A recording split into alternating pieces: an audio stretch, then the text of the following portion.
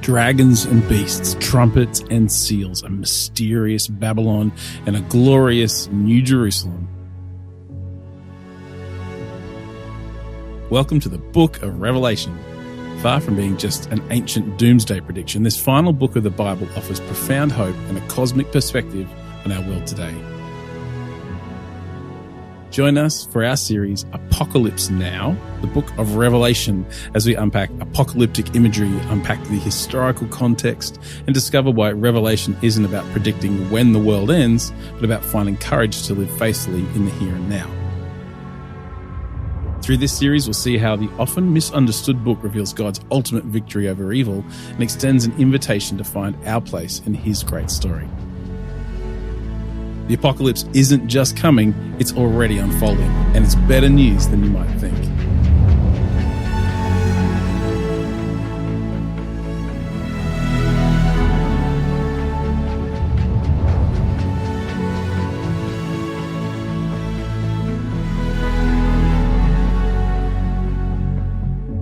Hello and welcome back to Bible Streams. It's me, Alex, joined by my friends Joe and Chris. How are you both this week? Very well. I'm great. Awesome. I'm trying to Thank bring you, some friend. energy. You know? Yeah, I love it. Yeah. Today we're looking at the next couple of chapters of Revelation, chapters 4 and 5, and they're pretty amazing. It's like episode 5 already of our Revelation series. We're kicking along. Fantastic. Joe's very optimistic about our rate of recording and releasing at the moment. Well, I'm just Chris and I are a observing bit the more, actual track record that we have. Yeah, we're hoping to be done by the end of the year. Amen. And I think we will be, right? I am confident. Great. Based on current timelines. Yeah. Based on current. Things can change. So yes. Yeah, anyway, Yeah. Before we get into the episode, please, if you have any questions for us at all, or feedback, or thoughts yourself on what we cover in Revelation, please contact us on podcasts at riverlifechurch.org.au. Yeah, that's it. the one. That's the one. So please contact us there. You can follow us and like our posts on Facebook and Instagram. Yeah. Yes. At And Bible Streams. those are all the relevant places you can get in touch with us. I think I'm not missing any, right? Nope. You're doing great. This is awesome. Fantastic. Okay, well, let's just... I feel like we should give you now a rating for your intro. let the record show, I don't really want to do the intros, but I have to because it's on a rotation. So, I know. yeah. You did a lucky great you job. guys. Thank you, everybody. Gets better every time. Okay, Yeah. we're now going to go to a music break, and then we're going to start.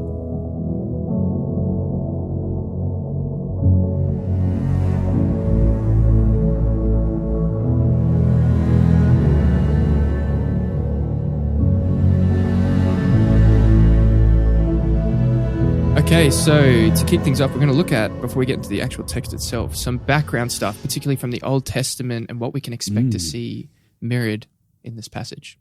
Joe? Indeed. Well, I think probably the first thing to say about this section, it seems that most scholars tend to have some level of agreement around that this is the kind of central moment of the whole book, the whole account of the apocalypse, the Revelation, that this is the Costa calls it the theological heart of the whole book. It sets up as far as I can make sense of it. It actually, everything that happens after chapter 5 flows out of this book, this scroll with the seals. It's just the unfolding and unrolling of the scroll. So that's why this is probably the most central part. And as we'll talk about soon, it's a glimpse of the throne room of God. So we take it into this other space, this heavenly space, but not necessarily unfamiliar space, which also turns out to be very connected to a number of times in the Old Testament where we're taken to a similar space. So we have a lot of overlaps between particularly Ezekiel 1 and 2 and Daniel chapter 7. And so John seems to be sitting right in a long tradition of prophetic, kind of ecstatic, kind of these spiritual experiences where someone who's with the Lord is taken into this place where we see the throne of God, the place where He rules and reigns, and they describe it in this striking imagery, and we see a lot of parallels and connection points there. So it's worth saying in a sense that while this section obviously connects and builds on what has come before, and if you haven't listened, go back and listen to our previous episodes on the intro part of Revelation and then the letters to the churches. There is a sense, and most people agree, that there is a substantive kind of step up or change. See what you did there? Yeah. That will make sense soon. in intensity or in kind of quality to the vision. Not quality in the sense of, it's better, but there is a change between the kind of message that had been given previously or the kind of vision that was experienced previously. It's almost as if we're stepping into a new-ish space. Yeah, kind of. Yeah, it's interesting. I think one of the books I've been using to do my prep work for this is Craig Costa's Revelation and the End of All Things. And he paints a very interesting structure for Revelation, which we didn't really cover in the earlier episodes, but he essentially sees it in this cyclical nature, which goes from a revelation of God through then something kind of unpleasant or challenging or something, and then comes back to this revelation of God. So chapter 1 to 3 starts with Jesus and ends with the one who is sitting back on the throne. Mm-hmm. So it comes full circle. And so he sees then chapter 5 through 7 as the next cycle. And so he's saying it's actually the same kind of pattern. And it's just, but because it's kind of like a helix, it's rising, it's getting more intense each time. So it is different, but it's also a bit familiar. And I think one of the challenges we have is that a lot of modern takes on Revelation is we love to just separate chapters 1 through 3 from the rest of it because it seems to be different. But in fact, now we're going to see all the things that were warned or encouraged are going to come up again in the next little while as we see this throne room, particularly chapter 6 and 7. So we won't touch on a lot of that today, but in the next episode we'll get stuff like why are the saints under the altar and things like that. And even beyond the warnings, like some of the theological touch points are just repeated, but they're kind of intensified. Yeah. So it's not unfamiliar from what we've already had and shouldn't be disconnected. But yes, there is a certain change in it. And so we should therefore be wary of changing our interpretive approach too much. It might be appropriate to do that depending on how we judge, genre and tone and how it's meant to be received. But we shouldn't just go into this expecting, this is a different kind of thing fundamentally, and therefore our interpretive approach needs to change. Yeah, I would agree with that. I think the challenge we have in that, though, is that chapters 2 and 3 particularly give us these concrete locations and names, even if the names are illusions, because Balaam was Balaam. Sorry, Balaam. Thank you. And so he's not back necessarily in first century AD Asia Minor, but it's still a person that we are connected to. Now we get such varying symbolism that doesn't have concrete anchors as much, or at least is not as openly comprehensible at first glance that we go, oh well, that's got to be now loaded with some other meaning. But I think got to find the healthy middle ground of how to, as Michael Gorman says, to read it responsibly. Yeah. Speaking of that heightening and intensification, though, when we look across the broad strokes of Scripture, that is definitely something you can attest to once we get to this kind of scene in Revelation. When we compare it back to the old ones, not the old ones, the previous iterations of it in the text, there is a sense of not just comparable to what's happened before in Revelation, but now that this scene that we're getting is in some ways bigger or more intense or more heightened than previous scenes and builds on or even has an element of fulfillment too, which we might look at soon, previous scenes that we've seen like this in the Old Testament. Well, do you want to unpack those previous scenes? Just before, interestingly, just to share something with you gentlemen and then our dear listeners, I've often been an early date person. My authorship perspective's often been an early date. The more I've been reading it, the more I realized just how developed the Christology, the understanding of Jesus is in Revelation, particularly when you go back and look at Daniel 7 and Ezekiel as we will, and just how refined that is, which is not that clear, I think, in Paul's writings that are very early. I'm thinking, I'm really starting to very much lean towards a later dating because it's just so what I'm seeing is so much of everything. Like it is the right book to finish with because it's actually drawing everything in, and so much of what is only embryonic, particularly in Paul's writings, I think is actually starting to be much more fully rounded in John. That's awesome. I did make a note of one this, of my pickups. and we might unpack it more when we get towards the end of chapter 5. But similarly, it's one of those things that for me is in favour of this being part of the Johannine corpus and the same author potentially as the Gospel of John because it shares that kind of really developed Christology. I agree, yeah. Welcome to the light, Joe. That's a Johannine joke and also... I see that, yeah. Yes. It's slightly judgy, but I like it, I appreciate it. Yeah. But yes, we should talk about these Old Testament connections. Absolutely. So there's quite a few, actually. Definitely the main two that we've already alluded to are the main two. That's Ezekiel, or various parts of Ezekiel, but mostly the opening vision in chapters 1, 2, and 3. ish, and also chapter 10 a bit. There's some stuff in there as well. And also Daniel 7 is a really big one for this in Revelation. But there's also elements from Isaiah 6. Yep. We'll see quite a bit. Some stuff from Exodus 19 with Moses and Sinai and things like that. Hebrews 12. Hebrews 12, as Joe would like to say as well. Basically, what we're talking about here is a long history of enthronement sequences that take place in temples, where the presence or throne room of God is kind of described and experienced by a human participant often. Dare we say it, given we just did this series, Genesis 1 and 2? Yeah, in a way. Yeah, definitely. Yeah. Well, if we're going to connect throne room, which we will in a second, to temple, we have to connect it to Genesis 1 and 2. So. And then to priesthood. Yeah. So it all happens. It's all meant to make sense. Yeah, it all lines up. So as we go through the text, we'll point out a lot of the parallels and similarities that we get to between the texts, but it'll be helpful to lay a bit of groundwork before we jump into it to set you up for a win there.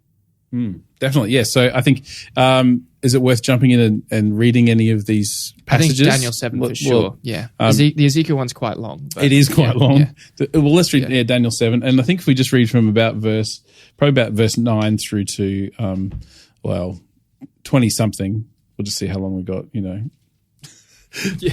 Like it really drops helpful. in and out. Yeah, but let's, Yeah. So let's pick up in Daniel. Who's going to read that? I can get it. Daniel I'm 6. not even you want me turning to, to it, You want me so- to start at verse 9, you said? Yeah, start at verse 9. All right. So as I looked, thrones were set in place, and the Ancient of Days took his seat. His clothing was as white as snow. The hair of his head was white like wool. His throne was flaming with fire, and its wheels were all ablaze. A river of fire was flowing, coming out from before him. Thousands upon thousands attended him. 10,000 times 10,000 stood before him.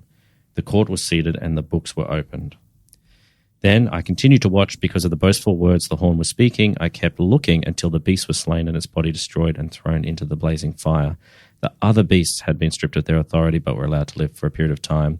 In my vision... That bit we'll come back to in later chapters, so that's a little kind of Don't worry about that, interlude. yeah. Yep, Verse 13, in my vision at night, I looked, and there before me was one like a son of man, coming with the clouds of heaven. He approached the Ancient of Days and was led into his presence. He was given authority, glory, and sovereign power. All peoples, nations, and men of every language worshipped him.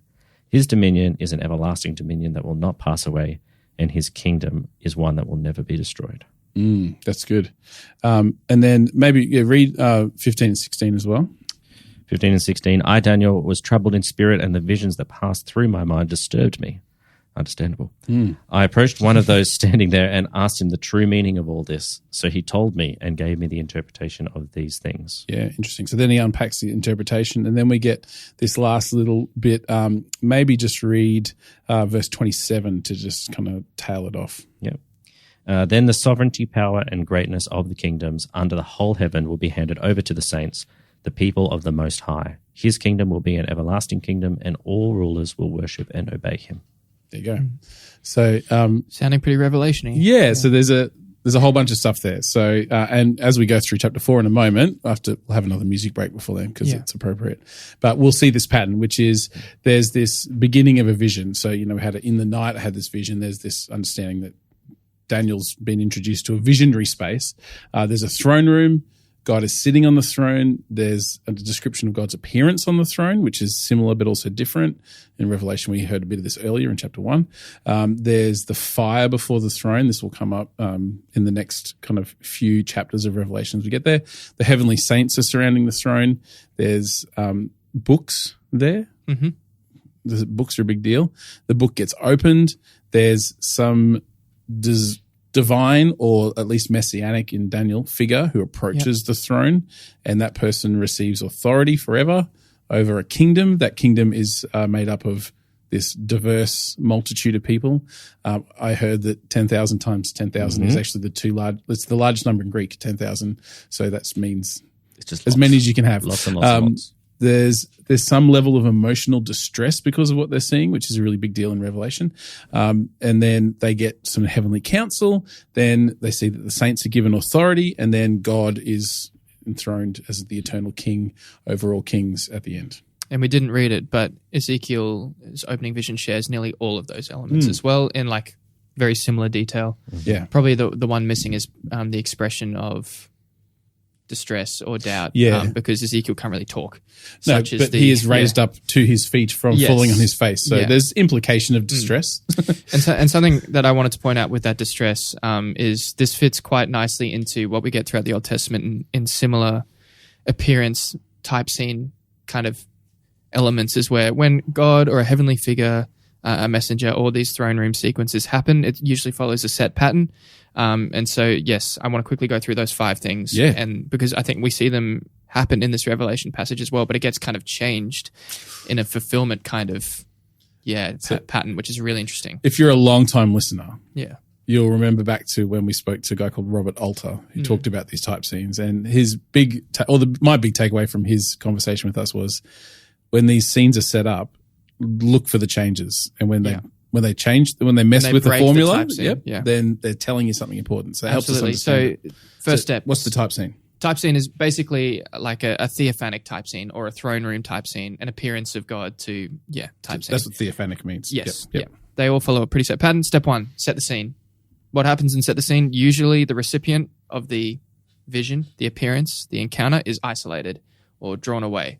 So already if you're thinking of John, then this is great. Ezekiel in exile, Daniel in exile. That's the kind of thing we're looking at. Moses is drawn away far side of the wilderness to the burning bush. Step 2, God appears. That's made pretty clear in a lot of them and quite vibrantly in Ezekiel, Daniel, and Revelation here.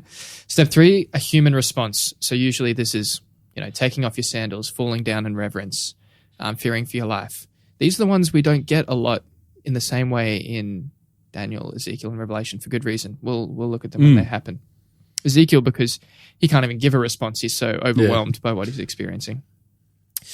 Followed by that, step 4 is like the expression of distress or doubt or anxiety. So for Daniel, it's this. We'll see what John's is. This all bears out for Isaiah 6 as well, actually. And Isaiah 6 is a really famous example of this as well. Gideon and Moses are the other 2 really famous examples as well. I think Moses... multiple. He expresses a lot lot of doubt as well. But he also gets the burning bush and he gets the law. The law as well. But Moses goes, I'm not sure I can do that, God. Expression of doubt. I stutter. And then the final step is a bit of a more vague one, but it's called externalization, where something concrete changes in the human's world as a result of the encounter with God. And so that, they receive a new commissioning or et cetera. Something changes in their world because of what they've experienced in the throne room. So do we keep that and just lay that on as we go through the text? Yeah. Okay, well, great. they'll be obvious. I'll point them out when they happen. Because that last one I've got a question about. Yeah, the last, it's fulfillment, Yeah, okay. Cool. Is there anything else to say for introductory things? No, I reckon we jump in. To a music break. Do you think we'll probably discuss worship as part of this when we get into it, because it's a major theme of these 2 chapters. So we'll pick it up as we go. Yeah. So we'll be back in a moment.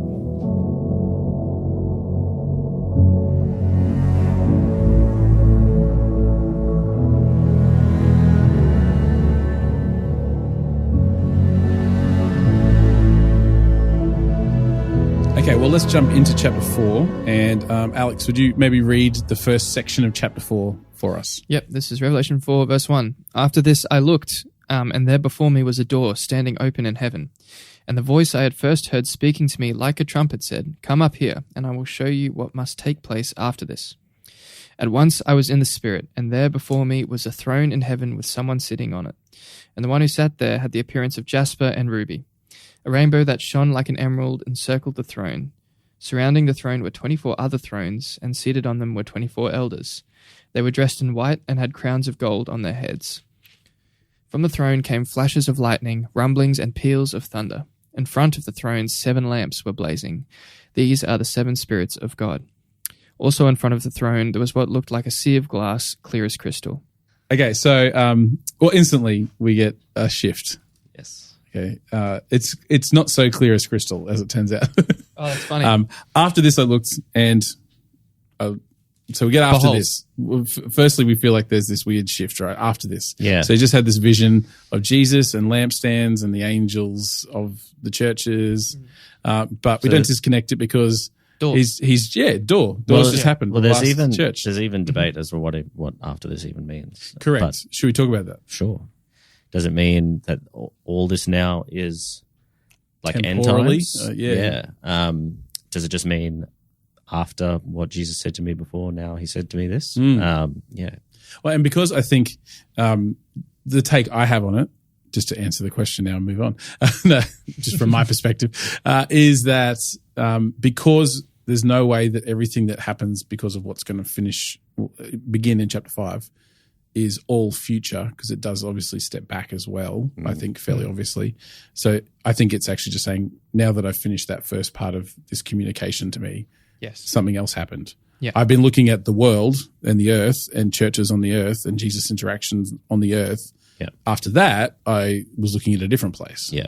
I think that's my personal take on it. I It think seems to be well that is supported. that is the sort of plainest reading, and I think it just behooves us all to be aware, maybe more so than the section we've just been in, that everything from here on out, the interpretive framework you take into it will heavily influence how you read all these things. So just be aware that if we say something that disagrees with how you always taught it, that's fine.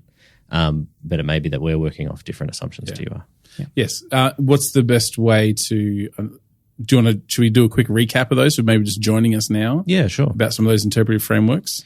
So we've got the, well, it depends which one you want to start with, but you've got the preterist framework. So, which means essentially, It's all happened. yeah. So It's all in the past. So when he says after this, he's saying then he showed me something else because it's all already happened. So he's just running through a series of visions. Yep. You've got futurist. Yep, which essentially means it hasn't happened yet. It's going to happen. So Just about. after this, so it means it hasn't happened yet. Now Yeah. show me what's happening after that. And in most futurists, they do still take chapters 1 to 3 as having some sort of historic impact, but certainly from chapter 4 onwards, it's all yet to happen. Yep. We should have said historicist in between because it kind of makes sense as following on from preterist. That generally is kind of most of it's already happened, but there's maybe a little bit at the end that hasn't happened yet. And they like to kind of break up broad swathes of history as corresponding to different parts of Revelation. Yeah. And then you've got the idealist, which is kind of, it's all symbolic. Yeah. Then the only other breakdown that might be useful is when we talk about futurists, there's a particular subcategory of that called dispensational futurist, which builds upon the specific dispensational theological framework for all of Scripture, which kind of has a separate understanding of what happens for the people of Israel as God's first chosen people versus what happens for the church and the fulfillment of promises to both of those. Which brings in Daniel 9 more than Daniel 7 and 1 Thessalonians 5 and things like that. So if you hear us talk about these things as we move through, you can go back to listen to our first episode where we unpack that a little bit more, and we'll probably continue to unpack each of them as they become relevant in the coming episodes. But But really connected because the church in Laodicea was told that he was standing at the door and knocking, and now John's seeing an open door. So and the church at Philadelphia was told that there is an open door before them that no one can shut. Yeah, so true. this is it's not Last starting two churches afresh. get door things. Yeah. And so then he is at once in the spirit and he sees a throne, and we start to get this description of this throne room. Oh, just before that, Joe. We've got the very important introductory vision phraseology, which is the big thing that really connects us to Daniel and Ezekiel. That little quote, "Come up here and I will show you what must take place after this." Key line that starts pretty much all of what we get in Daniel, Ezekiel, Isaiah, as they're ushered into the throne room, really connects us to those passages. Yeah. It's like a look and behold kind of thing. Yeah. And then, yes, at once I was in the spirit. It really highlights that it's the invitation of God that prompts this. It's not like maybe in particularly other religious traditions, but even some other apocalyptic type literature where kind of the hero of the piece kind of does something incredible or merits something or has to go on a trial. A journey, like Orpheus in the underworld kind of thing. Yeah, it's not like that at all. This is kind of all at God's invitation. It's something that he wants to voluntarily give. One of the things that I think why we want to talk particularly about all these Old Testament connections is that for the first hearers of this letter, who are they would be much more steeped in the Old Testament tradition, their Hebrew scriptures, they would have known a lot of these things. And so as soon as they hear or read these key phrases, they're instantly thinking, come up here. Oh, that's like Moses in Exodus 24 when God called him up to give him a vision of the tabernacle and the temple. Oh, that might be connected to this because now I'm seeing a throne, but there's a lot of similarities to that. Okay. So people are hearing these things and they're kind of key triggers for them to think, oh, I know this story. I've been this kind of place before. But for us, it's completely separate from that because we often don't have that cohesive understanding. So, and also affects how they would then interpret what they read, because they know, John is being associated with all the Old Testament prophets. Correct. He's now got a prophetic role. Is he then going to mediate what he sees in the throne room to us as readers or listeners? And now I'm going to read it the same way that an Israelite would interpret Isaiah's words or Jeremiah's words. Okay, so next we've got this what do we see? line about John being in the Spirit again, which we've seen before at the start of chapter 1. I don't know. It could be that he's just sort of reaffirming that he's in this sort of similar state where this is all very Spirit empowered. It's not just, something. It's not just a dream. Not just a dream or anything like that. This is real and tangible while it is also spiritual. We don't know if it's still Sunday or not. No. It could be referencing maybe, again, going back to that heightening, that maybe he's moved into kind of a slightly different space than he was in before. Whether it's more ecstatic or more... I don't know, that first vision of Jesus was pretty intense. It was, yeah. I think, it's I think it started strong. Either way, we know he's in a... But yes, he's in a space. A space of spiritualness. Yeah. Yep.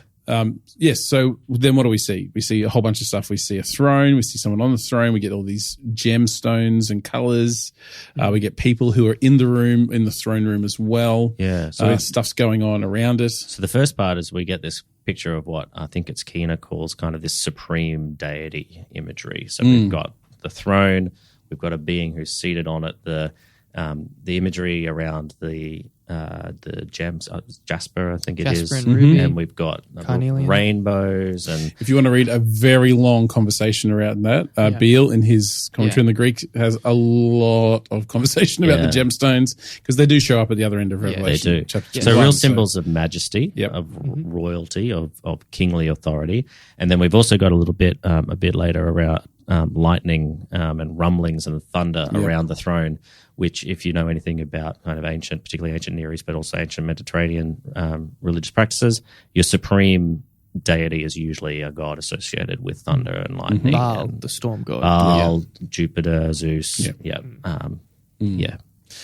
Interesting that same word for rainbow that's used in the Old Testament covenant pieces with Noah, I think is used there in the Septuagint, the Greek version of the Old Testament. It's the same word. So playing on covenantal promises and the expression of this one seated on the throne. Yeah, I was also reading on that rainbow that there's perhaps appeals to the sense of God's grace and mercy in light of the throne is this picture of authority, and we know all the ensuing judgments are issued from that throne as well. So the rainbow encircling it is like the judgments come from the throne, but then the rainbow is also that the other part of the paradox, the mercy and the covenantal promise that comes alongside that. Yeah, and this is kind of what I was talking about before with that circular helix kind of motion that we see, is that it always comes back to, so in each of the churches there's a judgment, but then a response, and even at the end of that whole cycle there's a coming back to God who reigns over and will vindicate those who are on his team, essentially. And so we get that insinuated there. So to sum up, this is God. This is the fully majestic, all-powerful creator of the universe, almighty, seated, enthroned, ready to do his thing. Because we've seen that in Daniel and Ezekiel and Exodus elsewhere in and the Bible. Isaiah and other places. And if anything, this is like the ultimate collection of Correct. theophanic elements. It takes something from everything. It's got the lightning and the fire from Exodus. It's got the gems and the rainbows from other visions. It's got all of it, and it crams it all into one vision. It's the biggest, the most heightened. For me, which is why it's that beautiful kind of culmination point of everything. Yeah. We've got some thrones, some other thrones. Well, is it worth having a little moment before that to talk about? John's having a moment. He's having a big moment. He's going to have a moment for the next many chapters, next 19 chapters, talking about the connection between temple and the throne room. In terms of the imagery. So people may not be familiar with what was in the Jewish temple, in the Israelite temple and tabernacle. And those elements really play into what we start to see here in various ways. So it's probably worth briefly walking through the temple compound and letting people know what that looked like, because I think John wants us to see that the throne room is a very familiar place for the people of God up until this point. So essentially when you come into the temple compound, the first thing you come to is two elements. You get a bronze altar and a bronze, they call it a laver or a basin, or they called it at the temple the sea, because it was huge. But you get these bronze elements and they're kind of first courtyard you come to in the tabernacle. Yeah, so you've got that. This is in the outermost area. So the Yeah. temple, although it's rectangular, it's arranged like concentric circles. So Correct. you go into a space and then Yeah. a space within that space and a space within that space. Yeah. So we go bronze, silver, and gold is how it usually goes. I think that's yeah. Yep. So at this point, we get the bronze elements. So we get the altar, the burning where you do all your burnt sacrifices. So there's a lot of time spent in the Pentateuch, the Torah, talking about how to do that. We don't seem to see that in this picture, which is, I think, important. Yep. But we get this place of washing that was symbolic of the sea, as in the SEA, the ocean.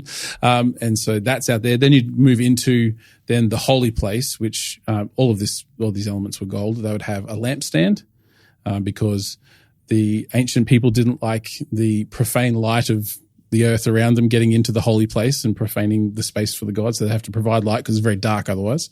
There'd also in the Jewish temple, there'd be a table with bread on it. So they would replace the bread every week. This is the bread that David ate and got into trouble for. There would also be a golden altar to burn incense on, partly, and we'll see this is a loaded image in Revelation, but also practically it would cover the smell of all the barbecuing happening outside because it's pretty smelly and could be a bit gross.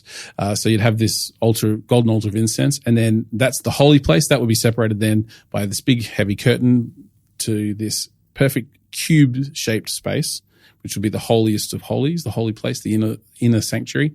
And in the Jewish temple, that would have within it the Ark of the Covenant, which was a box of acacia wood covered in gold. On top of that was a lid, which was called the mercy seat. And on that was two angels, two cherubs. The cherubim. And so there was traditionally said God was enthroned above the cherubim. Mm-hmm. And so that was the understanding of the temple, that was the spot where God was enthroned and his presence dwelt. And that's where his presence dwells throughout the Exodus and the wilderness wanderings. That's where the Shekinah glory of God is connected to, this ark, this resting place, the seating place, the mercy seat. And so that's the setup of the tabernacle. So when we come to Revelation and Daniel and Ezekiel and all these other places, they're playing on this architecture and furniture. Yep. And like significantly in Ezekiel, for example, their presence gets up and leaves the temple in that same vision that Ezekiel steps has. out of the inner place. The presence is mobile and steps out of the inner place and then inhabits a new temple at the end, which we'll have to get to later. Yeah. Which is connected to this one. Yeah. But cubes are important. We'll remember that for the end. Yep. Many weeks Lots from of now. things are important. Yeah. But yes, so we intentionally brought to that understanding because God was enthroned on the mercy seat between the cherubim. And so when we see God enthroned here, everyone's instantly thinking, oh, hang on, I know this Temple place. imagery. This is familiar. Yeah. And So- Hebrews unpacks a lot So of this there's too. you just got to think this is not just a place of royal accommodation. No. This is a place of worship. It's a place of covenant, a place of sacrifice, a place of judgment, a place of mercy. Yep. And so, yes, we see more than one throne, which is weird. Yes. A lot. Now we see another 24 thrones. I like to think of them as being a little bit smaller than the other one. I do too, in my mind. Yeah. Probably not bigger. Yeah. Probably not big. No. So these are surrounding the throne on which God is enthroned. 24 other thrones, and on them are 24 elders dressed very nicely in white and crowns of gold. So who are these guys? Great question. Well, Well, there's number one is Steve, and then Hugh, and then Look, it's not outside the realm of possibility that one of them is Steve. It's Steve. it's true. Yeah. Exactly right. He was, yeah. Anyway. There's a few different theories. Let's start with some. Yes. One. I've got one. Yeah, go for it. I'll say one. I'll say I think the less popular one. I don't know. Okay. Well, maybe. I think maybe some of them Steve can be. and his mates. No, some of them can exist at the same time. Maybe thoughts. Quite possibly, Maybe. yeah. Anyway, I think multiple lenses. There's a lot of stuff in First Chronicles 24, 25, 26. This is my favorite. Oh, this is one of my favorites as well. Yeah. That's why I just wanted to say it. Makes most sense. 24 Okay. divisions of priests. Yeah, 24 divisions of priests. just stole his thunder. 24 divisions of the Levitical gatekeepers. 24 divisions of the Levitical worship leaders as well. Yeah. Lots of groups of 24 in David's temple service. Which for me is the instant one to go to because Yeah. it explicitly says 24. Everything else we have to do maths. Yeah. Yes, which leads We have you to do the multiple other lots of one, 12. which is 12 plus 12, which I think Yeah. is probably the more popular understanding through history, Yes. maybe, is that this represents the 12 patriarchs and then the 12 apostles. Yes. Yeah. Or the church as a whole being Yeah. Israel grafted on, with the Yes. Gentiles grafted in. Yeah. Yeah. So the Or- sum of old and new. Or they're angels that represent those people. If you Or martyrs who represent Yeah. those Yes, people. exactly Hence why right. Steve could get a goal. Correct. they could be rulers because they're wearing crowns, but they're also dressed potentially like priests. Well, this is where the martyrdom comes in with the crowns. They could be crowns of victory, which represents endurance or victory in a race. Which we just had it back in chapter 2 and which 3. we had as a symbol of overcoming the trials, including being put to death, that the churches were expected to go through. Yeah. Yep. Especially when we get to the living creatures as well, there's a lot of stuff floating around in scholarly circles. If the living creatures represent all of animate life, like Yes. Of creation, then the elders therefore represent all of humanity. Yeah. Yeah. So we don't really know. And they don't really play much of a role in the story apart from this moment. They do play a priestly function, though. Yeah. Oh, but only in this moment, yeah, really. they attend God's throne. They offer the prayers of the people. So They worship. again, this. But there is comes also into a temple laying down of authority piece, which is why I kind of favor the 12 plus 12 idea. Who exactly that represents, can be debated, as opposed to a sort of a pure kind of temple mirroring service of the thing. temple service. But except, I see what you're saying, but also there was a certain sense that the Levitical responsibilities were on behalf of all people. Yeah. And so they were the representatives who would go and do this because not everyone could always be there. And so they were the ones who were charged. You don't get a physical inheritance of geography because you're the ones who are going to be doing this on behalf of all of us while we're growing the crops to feed you and that kind of stuff. So, I think it works both ways. I don't know. That's my Like we feelings said, about it. perhaps both illusions are being played out. But yeah, so they're dressed in white, so they're obviously meant to be there. That obviously speaks to purity, preparation. Again, it does allude to both kingly robes and priestly robes. Function, yeah. So, and we didn't say it, but the constant use of the gemstones is also somewhat reminiscent of the high priest's ephod. The panel that he'd wear on his front, which had a different stone for each of the 12 tribes. And so that is very important later on too, when we see walls and gates and things. Foundation stones and things like that. Yeah. So, we have these 24 people who the key is, which we'll see in a second, is that they have a particular role to fulfill. But we do come then to the throne, which is surrounded by flashes of lightning and rumblings and peals of thunder. Exodus, Ezekiel, you get these images in the Old Testament in other enthronement sequences. And then more objects. Yes. 7 lamps. Yes, which is not the first time we've had lamps. Yeah. What do we remember of these lamps? are different lamps. Correct. Oh, Yeah. it's more than one set of 7 lamps? Yeah. So there is a distinction. It's quite easy in English to get them confused, but there's a distinction between the word here. I think it's lampas for lamps, literally here, versus, I'm going to pronounce this completely wrong. I think it's luknia is the lamp stands. That's what we've had previously. So these are different objects, and I think because Revelation helpfully gives us an explanation in this case, they are representing different things. So whereas the 7 lampstands previously were the churches, both literally, potentially those 7 specific churches, and metaphorically the whole church, these represent something different, which is the 7 spirits or sevenfold spirit of God, which we have touched on previously because we did see that in chapter 1 too. Yes, and in Isaiah. Yeah. But also then remembering the 7-headed lampstands in the temple. So as soon as we get 7 and lights burning things, we're instantly thinking of that. Again, thinking temple. Yeah. Yeah.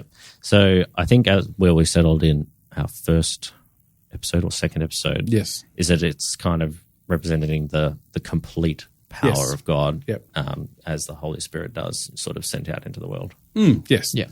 And so then we also get a throne. Before the throne, there was a sea of glass like crystal, which plays on I think this is the beautiful part of, again, I will probably hold to the same author of Revelation and the Gospel of John, the deep love of multiple layers of meaning and illusion. And I'll use one thing that can mean as many possible things as we can fit into it. So when we're talking about a sea of glass, we're not talking about glass like we would have it. What are we talking about? Crystal. Great. Thanks, Alex. You're welcome. I naturally think Tolkien in the end of Return of the King. Okay, Actually, it's actually the middle of Return of the King, the Siege of Gondor. But anyway, but what is John thinking? He probably hadn't read Tolkien. He probably hadn't read Tolkien up to that point. Yeah. That was after this. So we talked about the sea and the bronze laver being one of those objects in the temple. That's the obvious kind of first port of call because it was called the sea. Yep. This big body of water. Call. I didn't even mean that. That was just natural. But it's symbolic of something. And I think it ties back to Daniel, and it ties back to Exodus as well, and probably Genesis. Yeah. But what's the deal here? Yeah, so the bronze laver has connotations of that kind of primordial sea, this idea of chaos, this uncontrollable, unknowable, unplumbable concept for mortals, which God actually, in some, particularly in Job, you kind of see God defeats, overcomes. But even in the temple courts, if they've got it there, it's contained by what God's doing. So it's a known quantity. It's finite compared to God. Almost very much a rejection of some of the other ancient Near East primordial belief systems where the chaos is the original. Yeah. It's actually God is the original. And although there is chaos in the world, it's he who contains and shapes and controls and overcomes it. He's enthroned upon it. He has dominion over it. And so the contrast is to all the other times we see water, it's quite often almost totally chaotic. It's a source of fear, of worry, of evil, of decreation or uncreation or pre-creation. So we get Jesus calming storms and calming water. So this is the kingdom breaks in and makes things calm and smooth. We get floods. We get floods. We get Daniel. We get these beasts coming out of the sea, and so the sea is this place of turmoil, and all that coming out. We get the Red Sea crossing and God having power of that. We also get the creation narrative. Yeah. Can we just stick on the Red Sea real quick? Because there's some interesting stuff. Also, later in Revelation, when we get to chapter 15, there's this interesting parallel where the Song of Moses is sung over the Sea of Glass, the Sea of Crystal, which takes us back to the Red Sea crossing in Exodus. And the Red Sea is also throughout the Old Testament the place where, the beast, the dwelling of the dragon, dwells in the Red Sea is how it's described in Ezekiel and Isaiah. And, it's one of the Psalms as well, I think. So the Red Sea, the concept of the sea in Revelation, I think represents this idea of chaotic evil. Or no longer being that. Well, so some sort of significance of the fact that this now is glass or crystal as opposed to bronze or whatever it would have been. And also not too far in Revelation, things getting cast into the sea and the ocean, and we see this turmoil and I think God also using it. Yeah. Interesting to note is in the New Jerusalem, there is no sea. Correct. It's made known. So, which works on a number of levels. Because it was obviously for ritual purity as well as this symbol. So and instead there is an overflowing river. And correct. Again, if you've read Ezekiel and can think back to that temple as well, stuff is cool. Rivers are good. Got to know your waters. Yeah. Rivers are good. Seas bad. Yeah. That's all you need to know, really, isn't it? That's why we live in Brisbane and not the Gold Coast. Yeah. I say nothing about that. Yes. So that's that first section. There it is. Lots in there. So I think the beautiful thing about Revelation when we come to this point is for people first hearing it, they're like, oh, this is familiar, yet there's something changed.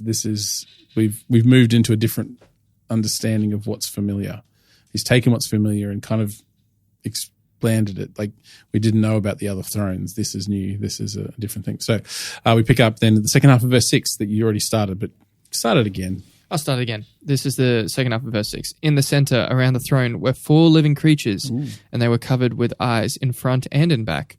The first living creature was like a lion. The second was like an ox. The third had a face like a man. The fourth was like a flying eagle. Each of the 4 living creatures had 6 wings and was covered with eyes all around, even under its wings. Day and night they never stopped saying, Holy, holy, holy is the Lord God Almighty, who was and is to come. Whenever the living creatures give glory, honor, and thanks to him who sits on the throne and who lives forever and ever, the 24 elders fall down before him who sits on the throne and worship him who lives forever and ever. They lay their crowns before the throne and say, You are worthy, our Lord and God, to receive glory and honor and power, for you created all things, and by your will they were created and have their being. Living creatures. Yeah, interesting living creatures. Yes. Again, familiar, but maybe not. If you've read Ezekiel, these are creatures of very similar description to those in Ezekiel, where in Ezekiel it's the cherubim that are kind of part of this chariot structure on wheels that carries around the throne in a mobile fashion, and they have the same 4 faces.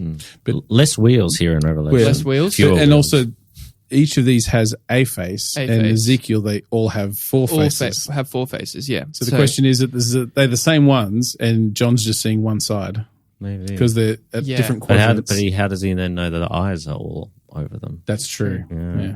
I think it's drawing on the same kind of illustration, but Or we is don't it really literal? know. Yeah. Yeah. Do you guys want to have some stabs at what we think the 4 different There's faces some mean? really There's some great ones, hey? interesting Yeah. things here. Well, the eagle's America, right? Yeah. Clearly. Yeah. And I'm sure there's other views. One of the top views is like, these are the 4 creatures that are like the height of each of their individual realms. So, lion kind of king of the animal realm, ox in terms of agriculture and The strongest. the farming, the strongest, man, obvious reasons, eagle, the skies kind of thing. Yeah. So it's like the height of things. Fish don't get a say. No, Because they're in the whales. sea. In the sea, No. it's bad. They'll come back in the river later, but that's right. Yeah. Other options? Well, I don't know that this has ever been a serious connection to Revelation in particular, but often that these 4 animals get ascribed to the gospel authors. Correct. As well. Yeah. And multiply different ways depending on your versions. So the one I always was taught, which was different to one I read in the commentary, was that Matthew was the lion because he's the Jewish presentation of Jesus, the Lion of Judah. Mark was the man because he came as the servant.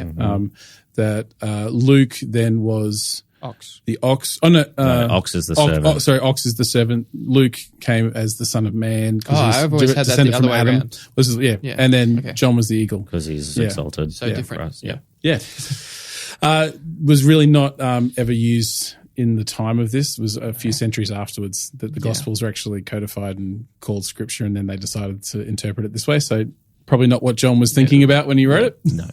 Doesn't mean that God didn't know that beforehand. One interesting one I heard, kind of connected to what you said before, Alex, that these are maybe the kind of the summation of all created and living things. The other one I heard was it's an illustration of God's dominion over the heavens, in that each of these 4 are connected to the key zodiac sign in each of the quadrants of the sky, so the leading sign. And so everything.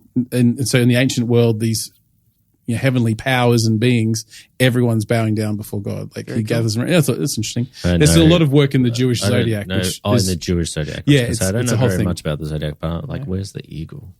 But I don't.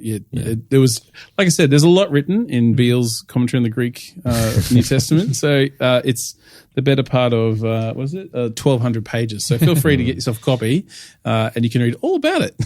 But I thought that was the most interesting one I've heard in a long time, which then implies dominion over particularly Babylon, which was strong in its astrology side of things. So it's going, actually, you think you know what you're doing, but God's even bigger than that again too. Because we are getting this sense of dominion and majesty ruling over everything, which we get explicitly by the end. It is difficult to nail down exactly what these... I think in Ezekiel they're called cherubim. They have 4 wings, but similar with the faces. Angelic beings, whereas here it's not even called that. In Isaiah, they're called seraphim, and they have 6 wings. And they're the burning ones. So it's a bit hard to nail down exactly if they have a direct correlate in the Old Testament, but they are definitely heavenly. Mm-hmm. Yes, indeed. Eyes, wings, does that... Omniscience for eyes, all-seeing, all-knowing. And not omnipresence almost for the wings, or approaching. Yeah. But they have a cool song. They do. Sing. Well, actually, I think it's just as they say rather than sing. But holy, holy, holy. The Trice Hagion. Yeah, I've read that too. I've never heard of that before. Oh, yeah, it's a new phrase, but it's Greek for 3 and holy. Yeah. That's guess what they say? Name. Holy, holy, holy. Well, the first part is the Trisagion, but the second part is basically a restatement of what we saw in chapter 1. Yeah. Lord God Almighty, that Pantocrator concept, who was and is to come, eternality. Yeah, which is really important as we get into chapter 5 very soon. I did just want at this point to give a shout out. The time of recording, last Sunday morning, the worship team started off with 2 songs that they mashed together, which were awesome. One based on this section from chapter 4 of Revelation, and the second one from chapter 5. It was just beautiful, magnificent. I do remember, and it was spectacular. You guys did a great job. Also, as a shout out to me, at the time of recording this Sunday night, I'm reading these 2 chapters on stage. So you've set a pretty high bar now. Get for ready. yourself. You're gonna get this in retrospect, unpacking everything you just heard. And you'll hear it before this comes out, and you think, "Wow, I was just listening to this." Yes. So indicative of all of these things, and they're saying these words, they're essentially leading worship, because whenever they give glory and honor and thanks to him who's on the throne, who lives forever and ever, the elders fall down, they cast their crowns before him, worshipping him who lives forever and ever, and then they have their own response to this kind of, it's almost like a call and response service in the throne room. Yeah. Well, I know, Joe, you just mentioned this is going to become important in a sec when we get to chapter 5, but what this is doing really is setting up this idea of what we're going to get to soon in chapter 5 with the scroll and the seals. But John's soon going to say who's worthy to open the scroll and break the seals, and this is setting up that picture of the Lamb. God is this worthy one. Well, in this, God first, actually. In this scene, it's almost as if there's a sort of subtype being set. That would be expected by the original hearers, right, or readers, in that, yes, this is God. Yes, God is holy. Yes, God is almighty. Yes, God is worthy to receive all of these things. This makes perfect sense. Of course, if you were in this space and in this presence and you saw the Holy One of Israel enthroned before you, this would absolutely be your reaction. So, yes, which is then setting us up for a breaking or a variation on the type in the next chapter. Yeah, because we get a new character introduced in a way. Other interesting things are going on here. Turns out Domitian, who was potentially the Roman emperor at the time, unique as far as I can tell from my research amongst all of the narcissistic and megalomaniac emperors that Rome had. I just finished listening to the story of Caligula and Nero, who are horrific human beings. Domitian liked everyone to call him a lord and God. Do you want me to try and read the Latin? Yes. Dominus et Deus Noster. That's it. Is that correct? I think that's pretty close. Thank you. And so it's, again, quite a pointed phrase in verse 11. They say, worthy are you, our Lord and God, to receive glory and honor. Because this is what the Roman emperor was asking everyone to do for him. Yeah. So, and related to that, comparing big up yours. heavenly kings with earthly kings, this phrase, forever and ever, who lives forever and ever, is taken from Daniel as well, where it's used twice to refer to God in Daniel 4 and 12. Yes. And it's used in the context of comparing, I think one of them, Nebuchadnezzar says it, comparing the reign of an earthly king to a heavenly king. So, same kind of thing. And we do get implied by these 24 priest, ruler, elder people that earthly authority bows before heavenly authority. And that's going to become a big motif for the rest of the book. We get this playing of different thrones against each other. We get the interplay of humans that will bow before God and humans that won't bow before God. So this is setting a very clear scene that's going to be contrasted then for many kind of circuits. We're going to keep going around this. Yeah. So in the context of this theme, which we talked about with Craig, and we talked a little bit about in some of the allusions in the letters last episode, this theme of right worship and the right object of worship, the Revelation is giving us the kind of ideal, right? This is the person who deserves your worship, and this is what right worship looks like. It's implying, based on the context of the audience, they know what's happening in the world and who else is demanding worship, that's not what you should do. And then as we unpack the rest of the book, then it becomes explicit. Yeah. This is set against the false worship that we see in the rest of the text. So where are we at in the type scene, Alex? Oh, that's a good reminder. Thank you, Joe. That's all right. That's what I'm here to do. So obviously at the very start of the type scene is the setting the scene. Yep. We've got. So John is, as we know, exiled on Patmos. He is, kind of withdrawn into a solitary state. That lines up with all of the type scene, other examples of that. Then the appearance of God, step 2. I think, we've got that. This very vibrant, extravagant theophany. And like we said, a sense of heightening where all the elements kind of fit into this one expression now, a summation of all the Old Testament ones. And what we've kind of just witnessed is the human response element of the type scene.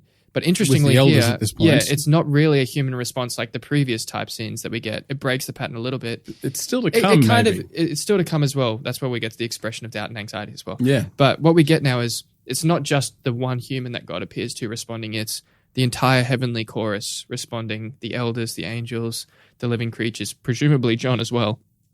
We all engaging in that response of holy, holy, holy to God. So if you're looking and tracking through these type scenes as they appear in the Old Testament, this is like the most heightened form of it we could receive because it's not just one person responding now, it's everything.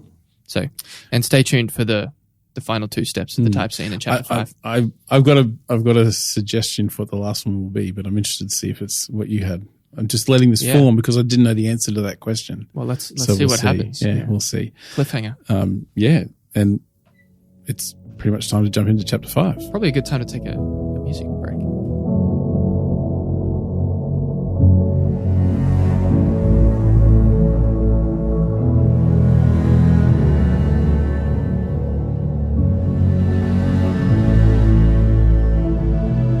So we come to chapter 5, and it's about to heat up. Let's read. Shall we read the first bit of it? Let's maybe read up to the end of chapter verse 5. All right. Are you going, Alex, or am I going? No. He was so ready. He loves this. this. No. You go. I read all of chapter 4. I don't want to be. I haven't done any reading. It's great.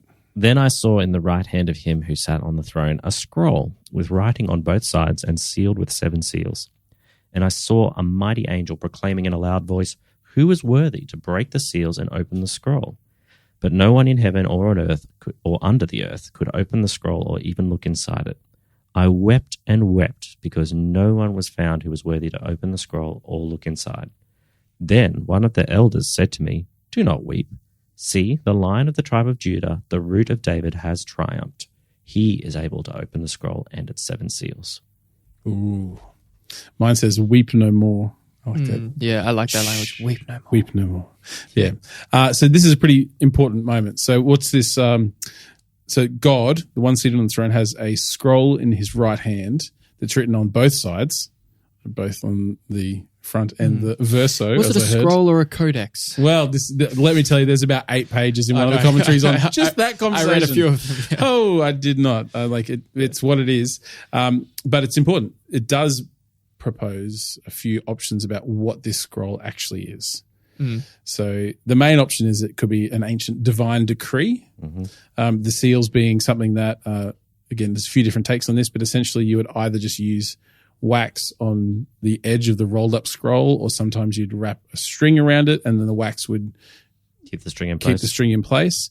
A wax seal was put on it, so melted wax, and then a signet ring, usually of some kind. A unique signet ring. Yep. So that spoke to the authority of the person who had sealed it, and so the scroll was presenting their decree or whatever. And so then only an appropriate person with the right authority was allowed to break that seal and then read it. And this proved the authenticity of the scroll because it hasn't been tampered with. And so 7 seals is, well, we already know what 7 means, but also speaking to the significance of its authority and its veracity. But there are other options of what it could be, not just a divine decree. Yes, although perhaps, as well as a divine decree, the specific decree could be the book of life, the names of those who will be saved and redeemed. Yes, because you don't really know what the book in Daniel was. It just says a book. No, but I think this leads us to help interpret it, because the Daniel and Ezekiel ones both mention books, and they're both related to judgments. Correct. Yes, which is what ensues after opening the scroll and its seals. So that's why some people don't correlate it with the book of life and assume they're different, because this reveals the unfolding judgments, and then the book of life is then a separate kind of thing. But again, it's not really that clear, so it's hard to tell. The other option is potentially some sort of last will or testament, which relates to the bit we haven't read yet, but we'll get there. Yes, because it's an inheritance for someone. It's the passing on of authority and importance. And similarly, you would seal those with witnesses' seals to ensure that it wasn't tampered with until. And in that case, it's not so much someone with authority who gets to open it, but it's addressed to someone. It's supposed to be received by someone in which is, in a sense, a sort of authority. You're the authorized one to open this. And one more, not really similar to that actually, but where this is the scroll of the Old Testament or the Torah, and Jesus as the one who fulfills the prophetic. Now, that one could make sense, because the concept of it being written on the front and the back, if it's a scroll, usually you wouldn't write on the back of the scroll, because it's harder to write on. Unless you had run out of space. So if you had a lot of content, you might have to use both sides. So there are all the options. We're not really sure, but as we were saying earlier, it seems like everything that happens after this is being spoken out, or some lived experience of what's in this scroll. Yes. But what's the deal with being no one being worthy? Well, so yeah, the person with the right authority or the intended recipient can't be found. There's no one there who has that authority. But God's there. But it says no one on the earth or in the heavens or under the earth was worthy. Wow. That's what What's makes under him the sad. earth? Is that purgatory? This is a good question. Yeah. It's the same question I have about Philippians 2. Well, this sets the scene for us to introduce a new character, but this is also the point in the type scene I'd like to point out is the expression of doubt or anxiety or both the angelic messenger proclaims it and then John as well. But it's the idea of, in light of this appearance, who is worthy to open the scroll? And we see John weeping because he thinks no one's found worthy to open the scroll. So, and the reason why he's sad about that is because it's a loaded thing. Because you think if he knew that this was a scroll of judgment, you think he'd be pretty happy. Yeah. Like, actually, oh great, we're going to withhold judgment because no one can open this and pour out all of this bad stuff. Yeah. But there's obviously some element that John understands that there's some significance to this, that it has to be opened. And these things must take place. Yeah. Yes, because it's already been told that this is what must take place in verse 1 of chapter 4. Yeah. So, I just point out that even on the judgment idea, that there is debate as to whether it is the scroll itself that contains the judgments or whether it's the seals. Yes, correct. Well, that's true. all very confusing. Yeah. It's all connected. Yeah. Yes. So the scroll could be the book of life, but and it's the seals of the judgment which must be carried out before the book of life can be correct. opened. Yeah. Either way, there's some scrolls and some seals and some judgments and a book of life. So hopefully that helps. Not aquatic mammals. No one understands that except for you guys.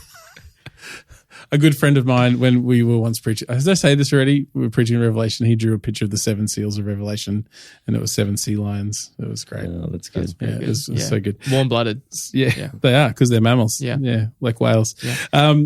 So the sadness could be from the fact that the final, the consummation of everything can't happen because it's tied up and there's no one who's authorized, that no human can finish God's work, that no one has the appropriate authority. Like, God's work is being stopped because no one can do it. Very much in the vein of Isaiah 59, where God looks for the one who will work redemption and salvation, and he can't find anyone. And giving the game away, it says that the Lord works it on his own behalf. But so why doesn't the one on the throne, who's holding it, why can't he open it? He's not a man. Ooh. What happens next? Well, we should maybe read the next read bit. That was my not too subtle segue into let's read the next bit. So verse 6. Yeah. Then I saw a lamb, looking as if it had been slain, standing in the center of the throne, encircled by the 4 living creatures and the elders. He had 7 horns and 7 eyes, which are the 7 spirits of God sent out into all the earth. He came and took the scroll from the right hand of him who sat on the throne. And when he had taken it, the 4 living creatures and the 24 elders fell down before the Lamb. Each one had a harp, and they were holding golden bowls full of incense, which are the prayers of the saints. I might just stop there. Did we read verse 5? Yes, we did. No, good. Because we didn't talk about that. I think so. Yet. We haven't talked about it. That's quite important. It is. Oh, weep no more. Of course we did. Yes. Yeah, but we didn't talk about Lion of the Tribe of Judah. Yes, correct. So let's talk those things together, because actually they go together. Yes. Perfectly. So to answer Joe's question, who can open it? The one who has triumphed, the Lion of the Tribe of Judah, the Root of David. So even if you're brand new to this thing, that hopefully is an obvious messianic allusion for you.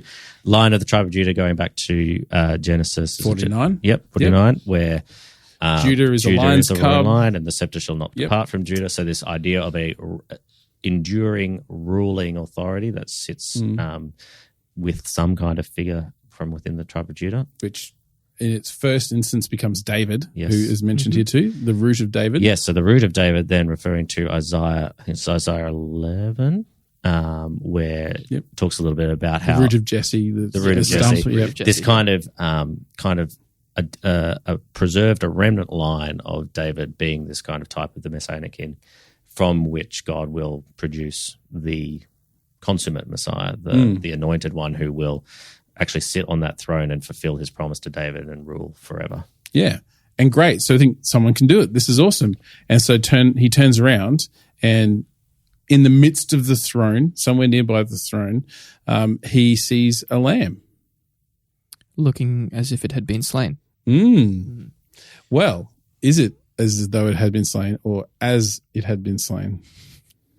There's a lot of comment in the very deep Greek commentary. Would you like to talk some Greek with us? It just means a lamb that has been slain. Yeah. Because otherwise you get this weird, the beast later on with its fake fatal injury and not. Yeah. So otherwise we get some awkwardness there. But so we're expecting a lion and we see a lamb. Yeah. And so for those of us in the modern Western church, great. I'm just thinking instantly of Bethel, Lion and the Lamb, what's his name? Redheaded guy. Leland. Yep. His great song. We're all familiar with this. We think these things go together, but for the people hearing this, we're getting a bit of a juxtaposition. We're getting a bit of a contrast. We're getting a tie-in of a different tradition, right? Correct. So now we've got the Passover tradition. And Isaiah. And Isaiah 53. Yes. So in terms of the Passover, we've got a slain lamb whose blood is poured out literally to cover over the people and protect them from the judgments that are to follow. So, pick up on that one. Means something, yeah. And then Isaiah, you want to talk about that one? Well, it's the suffering servant is led to his death, his sacrificial death on behalf of all of our sins and brokenness and sicknesses, as though a sheep or a lamb to the slaughter.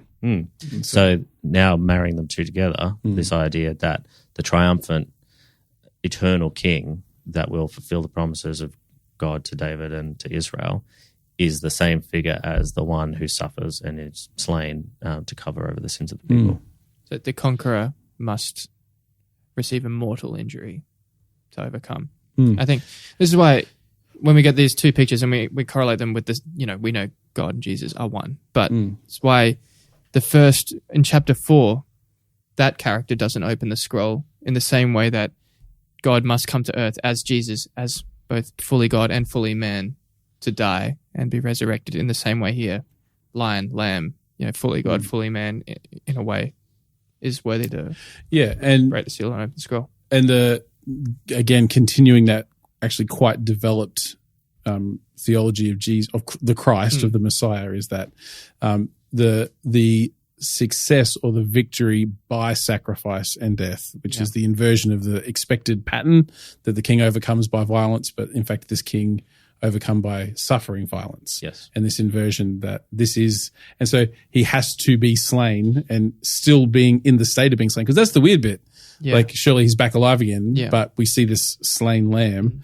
And so the ongoing state of he has died on behalf of. And so this is the key part of a key part of his authority. It's the overcoming by dying, by suffering. But he's still the alive one, which is... Yeah, and relates also to that concept of the scroll being like a will and testament, right? It is only opened and comes into effect at the death, the confirmed death of someone. Yeah, which for me, again, which doesn't often come up in the commentaries that I've been reading, but this has a lot of connections to Hebrews as talking about who inherits what after the high priest dies, all these kind of things. Anyway, this third PhD. This high Christology then really gets bedded down again in the last part of the text. I think we just might as well read it now. Yeah, we can unpack it all. So I got up to the elders come with the golden bowls full of incense, which are the prayers of the saints. And then verse 9, they sing a new song. You, that is the Lamb, are worthy to take the scroll and to open its seals, because you were slain, and with your blood you purchased men for God from every tribe and language and people and nation. You have made them to be a kingdom and priests to serve our God, and they will reign on the earth. Then I looked and heard the voice of many angels, numbering thousands upon thousands and 10,000 times 10,000. They encircled the throne and the living creatures and the elders. In a loud voice they sang, "Worthy is the Lamb who was slain, to receive power and wealth and wisdom and strength and honor and glory and praise." Then I heard every creature in heaven and on earth and under the earth and on the sea and all that is in them, singing, "To him who sits on the throne and to the Lamb be praise and honor and glory and power forever and ever." The 4 living creatures said, "Amen," and the elders fell down and worshipped. Pretty good. Amen. Yes, so we get the response now to this, which is the beautiful part. So now to make it abundantly clear, this Lamb who was differentiated from the first figure on the throne now has come and sits on the throne and now receives all the fullness of the worship and praise that was first given to God when sitting on the throne. Now the elders, the angels, and even all the creatures of creation offer that same praise to the Lamb. So yeah, we get that very clear development of Jesus is God. Jesus is God. Yes. Yeah. So this speaks to people who maybe have an adoptionist theology and all these kind of things. Like this is actually they're interchangeable in this sense, but two distinct persons. If there was three, we'd call it a Trinity. Well, there is a sevenfold spirit. The Bible never used that word. There's a lot in this. A lot of connections back to Daniel with this language. Yeah, the horns. Maybe speak to those because this is the first time we see horns as a symbol or as something. So it's obviously a male lamb that they're seeing because it will one day become a ram. So horns in the Bible are symbols for power, just pretty straightforward. Authority and power, and particularly in Daniel, that's where we think of that vision with the four. Well, there's lots of horns, but the four beasts, and then the last one's got lots of horns and things like that. Yep. So, which come up later in Revelation 2. Yes, exactly. So stay tuned for that as well. But horns symbolize power. So the lamb had 7 horns. Again, 7, that number of completion, fullness. It's ultimate power. I always find it interesting too that both the bronze altar and the golden altar of incense in the temple had horns on the corner. They intentionally call them horns because that's the bit you would go and appeal to the mercy of God or the holiness of God by you'd hold the horns. Which is interesting. Yeah. The other interpretation I've seen, I think that one is more likely given the use of horns in later parts of the text, is obviously the sacrifice under the Levitical system has to be unblemished. Yep. So you couldn't have a lamb with broken horns, but this one has 7, so it's extra unblemished. It's particularly holy. Which probably in Leviticus, if you bought a 7-horned might be considered lamb, defect. defect. Or just maybe really hot. And it also has 7 eyes. Yeah. So again, probably not going to pass the Levitical test, but at this point, interesting though, right? Because when it's the risen, it's the glorified Christ who's coming in, who's both a lion. He's the root of David. So he's some kind of agricultural / natural metaphor. We get this lamb who's slain, a lamb who's got horns and eyes. So we can instantly see, I think, we can't really approach this with a literal interpretation. So this is, and this may be what he saw, but we are trying to make it a natural, like how do you fit 7 eyes onto the head of a lamb, So he saw this, or he's using this to describe something, but God's trying to communicate truths to him in this because it's not what you would normally see. And it might be what he saw, but it's not the normal thing. It's telling a story because it's abnormal. Yeah. I think the important part of this new song they sing, actually that in and of itself is pretty important. They sang a new song, saying, that's distinct. It's who is worthy, and now this is the new song. This is the one that's worthy. But it's also got a lot of connections back to Old Testament references where the new song is related to the prophetic purposes of God springing forth and things like that. But I think the really important part of this new song in verses 9 and 10 is, with your blood you purchased for God persons from every tribe and language and people and nation. You have made them to be a kingdom of priests. This is connected back to obviously all about Daniel imagery. They inherit a kingdom in the same way in Daniel, but we're going universal again, as we have seen previously in Revelation, that we're expanding from just the Passover lamb being a remedy for Israel, and as Israel being priests to the other nations, now that is a universal mandate through the universal sacrifice of the lamb, that all peoples of every language, tribe, and tongue are now all part of that royal priesthood. Yep. Yeah.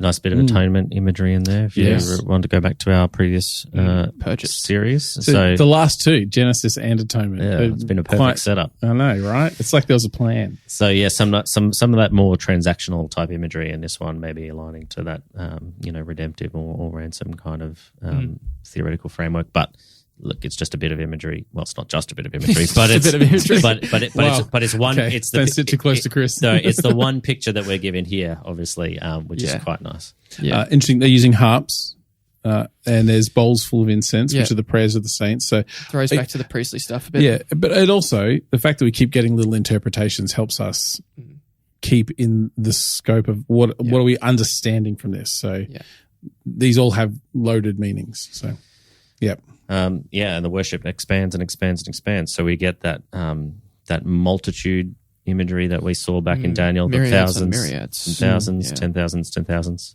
I think I just want to make a clarification. Yes, it's not that Greek can't count further than 10,000. It's just the last discrete word. Yes, that's what I mean. The last That's number that's been eating him away for the last 30 minutes. That's what I meant by what I said. I'm sorry if it didn't come across. That's fine. That's the largest number. The largest number they had. I'm like, to write down. Yes. Like if you're writing down numbers, that was it. So what they're describing here is a lot. Yeah. Beyond Yes, correct. counting. Yeah. Yeah. And I think the other bit that's really important to pull out is that he's ransomed people for God from every tribe and language and people and nation. Did you miss me saying that? No, but we 3 minutes ago? haven't come back to that. Oh, okay. No, because of what that means then for the rest of the book. Oh, okay. We didn't unpack the eschatological, the end times nature of this and how that sits in the tradition or not now, as the case may be. Right. Because this is the expansion of what's come before. Yeah, I think I said Did that. you actually say that? Yeah, you did. Yeah. What was I doing? You were reading something else. You Was were I? reading your Bible, you silly Joe. I'm so sorry. All those people who read their Bibles during the sermon and don't We- actually listen. yeah. That's you, Joe. We It did is. highlight that this is now a universalization of what the Old Testament schema has been, where Israel was a priesthood to the nations, and Yes, now this yeah, is the okay. mandate Yeah, for everybody. there you Yeah. Cool. But it never so it significant. never hurts to hear it again. Yeah. You know, it's good. I'll tell you what I was doing at that point. I was reading Hebrews 12 Okay. just because it's so soon. But the Craig Costa commentary, this is where I got distracted by this. He actually has musical notation in his commentary Does he? of songs that capture this particular section of Revelation. And so I was actually in that bit trying to find, because there's some connections to Psalms as well. Musical notation based on what? Well, so one is a 4th century hymn Okay. that's of the Father's begotten love. Then he has a little bit of Handel's Messiah. And then he has the Hallelujah chorus. And he's notated them out in his commentary because this is some of the new songs that have come out of people's reading of Revelation. So I'm sorry, I was entirely distracted by that because there was a fact in there that I was trying to remember to bring to you, dear listener, that I could not find. And so now you got the really the reduplication of the most important part. Yes, yeah. The grafting in of all. The crafting in. How awkward. All right. So what does this mean? Yeah. Yeah. What does this scene actually mean for us in the context of where we're going in Revelation? And obviously, so I mean, again, talking about some of the different interpretive frameworks. One of the more popular in recent history, being the dispensational framework, often ascribes this as a picture of the post-rapture church. So this idea of John being called up to heaven is figurative of the church being raptured just before the tribulation. And what does the church get up to while everyone else is suffering? This is what they're up to. They're worshipping, they're celebrating, they're bringing the prayers of the saints. Which is the come up here. So Yep. everyone's been called up. Yeah. There are a few issues with that. One being that this identification of the saints and the church is not as neat necessarily as that they like to make out. The fact that prayers are being offered by the elders kind of implies that there are still saints on the earth. Correct. And also the fact that you have to already have a mature theology of the rapture in order to read that into this. Like you can't really draw that out of this text. And most dispensational theologians will admit that. Yeah, and that's where they connect Daniel 9. Yep. First Thessalonians, that kind of thing. But under some of the other frameworks, what would this mean then? Well, I think just in the immediate scope of the book, the really important message of chapters 4 and 5, that is the Lamb is worthy on the throne, and that all these ensuing judgments that are about to take place, the Lamb is the one with the authority to unleash them and allow them to be executed by various groups upon the earth. So it sets up for what we're about to see. There is one who has authority to do that. Yeah. I think. So whether or not, No, but go with that because I've got another point. Well, I was going to say whether or not you take the judgments that are about to unfold as a present or a future reality of some sort. How do we understand this scene in terms of our own reality? We talked I think one of the key things I take away from this is the only legitimate response to a revelation of God's identity, his glory, his majesty, is worship. I think that's a key bit for us. And again, I think this plays into this concept that the New Testament, the New Covenant, the Spirit indwelling people of God are a foretaste of the final culmination of all things. So we're living kind of here and there. This is what I think when Paul is saying we're seated in heavenly places with Christ, like that we're I heard one preacher say we're bilocational people, like we're here and we're with him. And I think I talked in the previous episode at some point about Sabbath being this kind of idea that once in a week we have this foretaste of what eternity will be like. We actually bring the future back to us.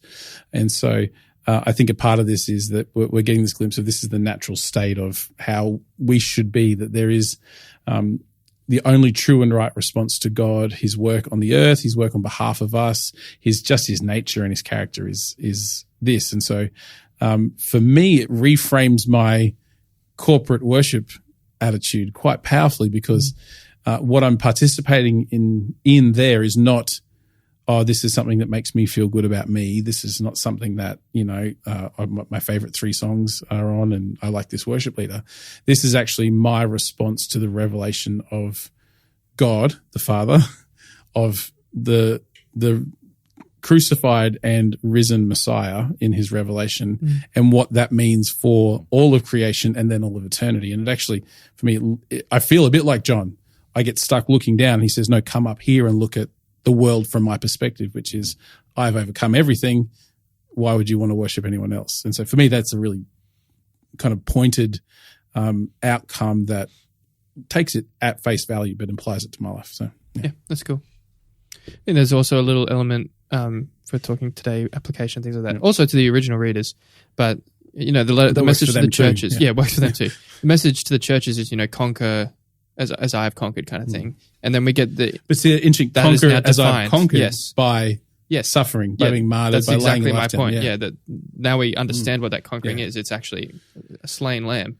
And so, and we see that juxtaposed with the world's conquering, correct, time and time again now. Yeah, and that's particularly in the case of Daniel, actually, where those earthly and heavenly methods of conquering and kingship are compared. But the idea is keep leaning into that perseverance and that sacrifice and obedience, because conquerors I've conquered. Yeah. Interesting too, if you took these 2 chapters, in comparison to the 2 chapters just before. So for those who are persecuted, there's that application that you just shared. Like, you're doing the things that Jesus has done. He, in the face of persecution, overcame, and you will too. For those who are compromising their faith, it's like, you're really selling yourself short for these earthly things, because look at what's going on where God is. Like if you were in Laodicea and you were lukewarm, and then you hear this is what is actually going on behind the veil, you'd be like, oh, okay, so I really need to make a decision about where my allegiances lie here. I really need to think about what I've been told, because this is what's actually happening, and this is what this is what I'm being challenged and presented with. Yeah, that's the point I was hoping that we'd all land on, because look at that. So we got there. That without being unhelpful by drawing lines around what's literal and what's now and then or whatever, this is reality, right? And this is the true reality. Like, the heavenly throne room is filled. God sits upon it. His creatures are over time, slowly being reconciled to him.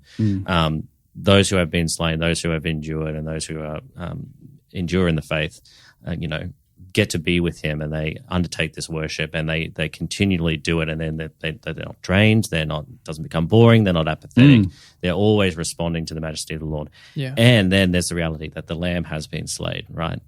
Christ died, was raised again, is now seated up at the right hand of God. He's on the throne.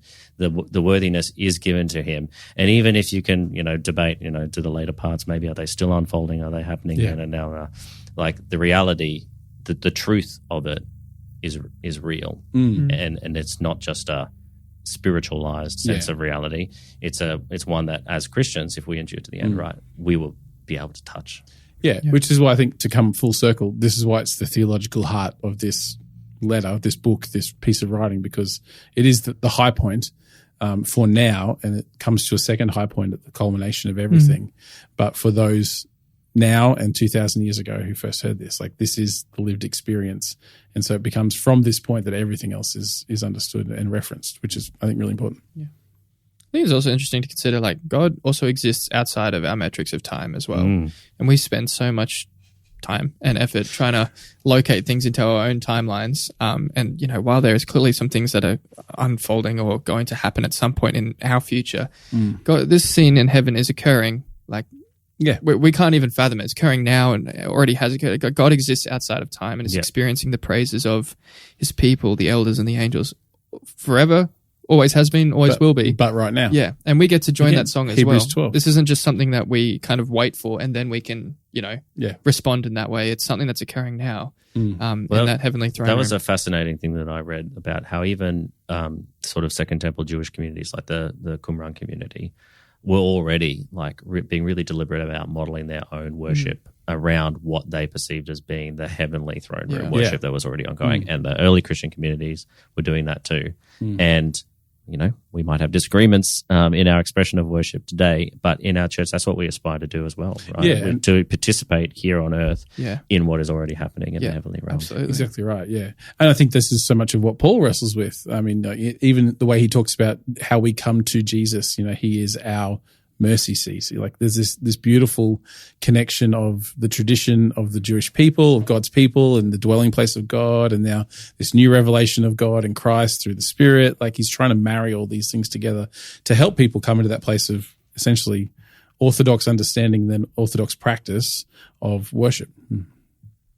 Yeah, it's the only proper response, right? I couldn't agree more. I remember having a conversation with someone who was talking about the glory of God in the doxa glory, and just talking about. I said, "Oh, so this is why we worship, because it's why we have doxologies, which are these expressions of worship." And they're like, "Oh yeah, I hadn't actually connected those dots." I'm like, "This is it. That worship is our response to God's glory, and it's manifested in all sorts of different ways, which Scripture outlines for us, in expressions and intentions and responses. But all of it is essentially initiated and in response to His glory." Yeah. Very cool. There you go. I think that probably brings us to the end of our little discussion. Little discussion on Revelation 4 and 5. Stay tuned for the next episode where we're going to open the seal. No, sorry, we're not going to open the seal. No one is far worthy. be it from me. Alex is not worthy. I am not worthy. I don't even say we are not worthy. The Lamb is going to open the seals, and we're going to see some stuff go down. So stay tuned for that. In the meantime, there's lots of seals in the next section. Yeah.